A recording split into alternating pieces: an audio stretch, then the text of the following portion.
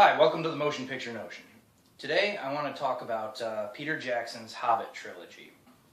Right off the bat, I just want to get into this. The Hobbit Trilogy is not as good as The Lord of the Rings, not by a long shot. If they were to take books as massive as The Lord of the Rings and convert them into a trilogy, the book The Hobbit, that is like tiny by comparison, should have been one movie. But no.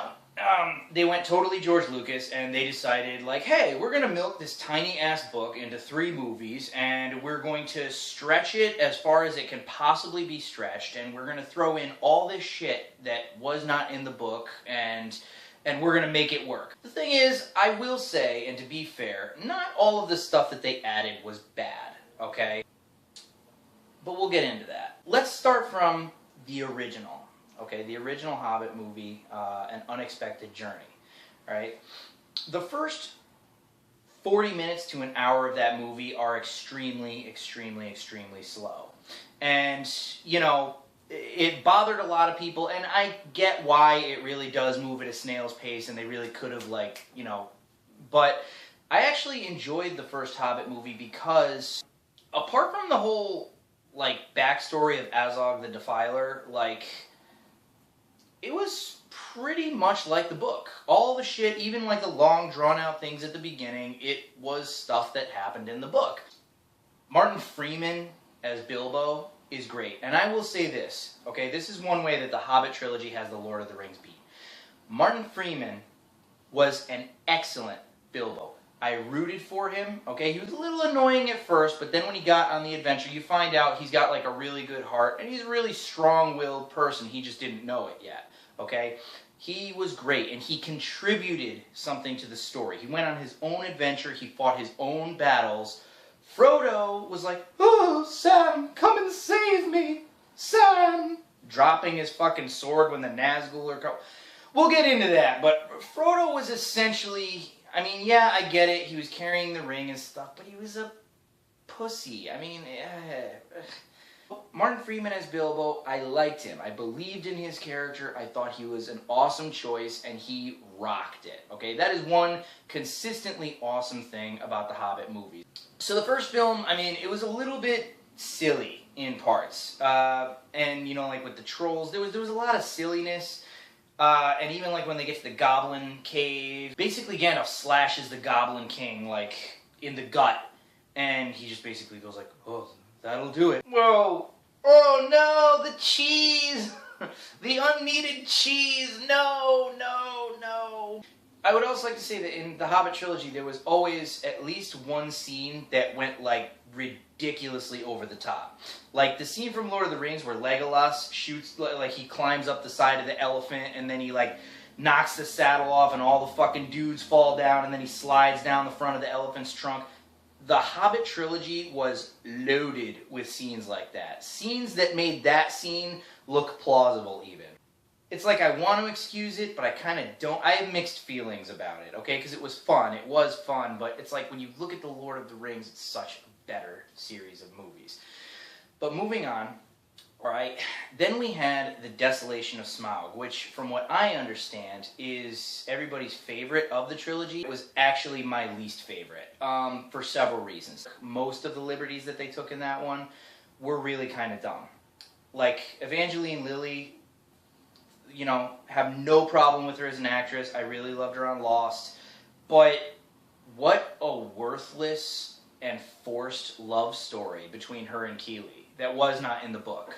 It's not really conducive to the plot of the story at all. It's just in there to, once again, milk more time, you know?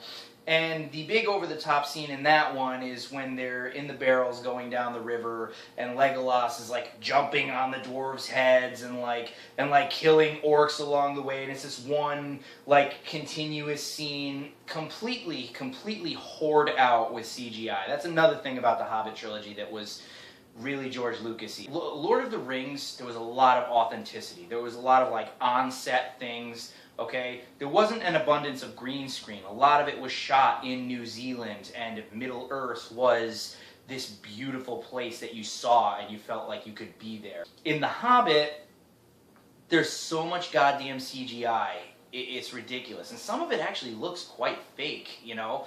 Like, there's a lot more close-ups of, like, CG orcs and stuff like that. Most of the orcs, most of the Uruk-hai in The Lord of the Rings, they were real-time. They were actual people in actual costumes, and they looked so much more impressive. But that scene with Legolas and the barrels was actually pretty cool. Even though it was ridiculously over the top, I was thoroughly entertained through it. But, you know, then they get to the village, you meet Bard the Bowman, also a really good character. There's a lot of silliness in between, like, you know, chopping off orcs' heads with, like, silly noises and over-exaggerated, like, spinning. What Peter Jackson did was very George Lucas, and that's unfortunate because The Lord of the Rings was fantastic. Best part, hands down, of the second movie was Benedict Cumberbatch as Smaug. That entire scene, I don't care how drawn out it was, that was fucking awesome. That entire scene was great, and I think that that's why most people like the second movie.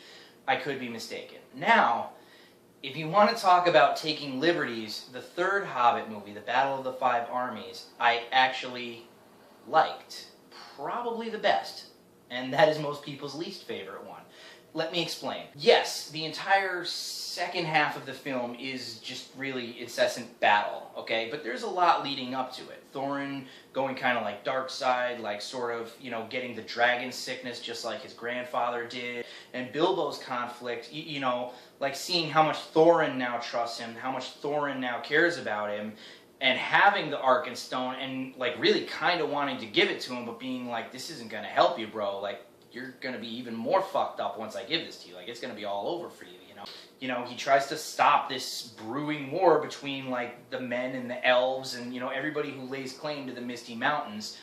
They had Billy Connolly playing Thorin's cousin, I believe it was, okay, who came in as reinforcement to help them, which is great. If you were to ask me, what's Billy Connolly in the Middle-earth universe? I would say, oh, he's a fucking dwarf. Absolutely. He's a fucking brawling, Scottish, crazy motherfucker. Why they had to fuck with his face so much with CG, I really do not know. I don't understand why they did that. It could have just been fucking Billy Connolly, and he would have totally passed as a dwarf. You know, they allude to the battle happening in the book, but, like, so really everything in the movie is total conjecture. It's just like from Peter Jackson's brain. And it kind of worked. And I felt that the action, that the battle sequences at the end of the movie were like what it was building up to. You saw a little bit more of the conflict between Legolas and his father, which was really good. There was a lot of really good character-driven scenes in the movie. The romance between Keely and, you know, I forget the hell what her name was, Evangeline Lilly's character, you know, was dialed down a little bit, and it wasn't as, like, in your face and schmaltzy and stuff, and it's sort of like when certain shit happens later on in the movie, you feel kind of bad. You're like, oh, dude, that really sucks. Wow, that sucks. I hate it. Wow. I also really like the fact about the third Hobbit film that it ties beautifully, like virtually no plot holes, into The Lord of the Rings. It ties beautifully into that story. And some of the liberties that I said in the beginning that I actually liked that they took with the trilogy alluded directly to Lord of the Rings, okay? Like, you see the eye of Sauron, except it's a little different. You see actually like the silhouette of Sauron walking through it. You see the Nazgul just as like spirits, not as like the Black Riders. Like, so many things building up to this epic, epic, epic fight. The Hobbit is chock full of problems, and I stand by the opinion, and I agree with most people, that it should have been one movie. It should have, okay? They should not have hoarded out with CGI. They should not have added half the fucking shit that they did. But, okay, I will say this. Future generations who watch the Middle-earth movies, they're going to start with the first Hobbit film, okay?